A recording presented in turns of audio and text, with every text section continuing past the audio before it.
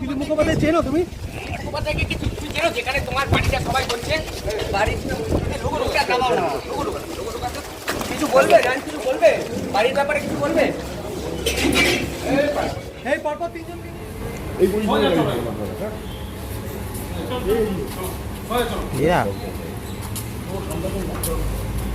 কত সিঙ্গল যাই বেরোচ্ছে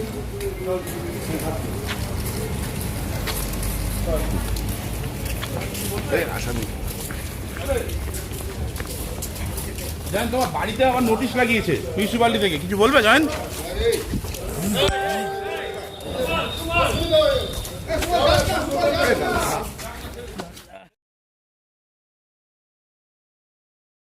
তারিখে ফার্দার ডেট দিয়েছে, জেলা বাজাতে ডেট দিয়েছে, আর 29 তারিখে প্যাটার্নের ডেট দিয়েছে, একটা ছবি তোলা হবে কোর্ট প্যাটার্ন।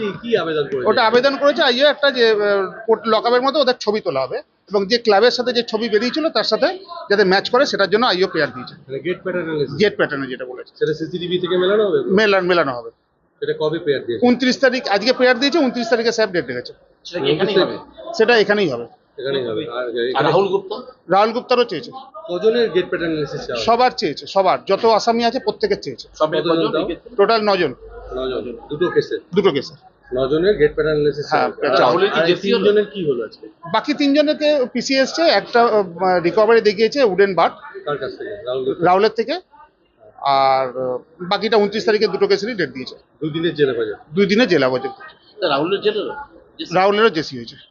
কত দিনের 2 দিনের, 29 তারিখে ফার্দার প্রোডাকশন হবে ব্যারাকপুর কোর্টে। অ্যানালিসিস কোর্টের লকআপেই হবে। কোর্টের লকআপেই হবে গেট প্যাটার্ন 29 তারিখে। 29 তারিখে।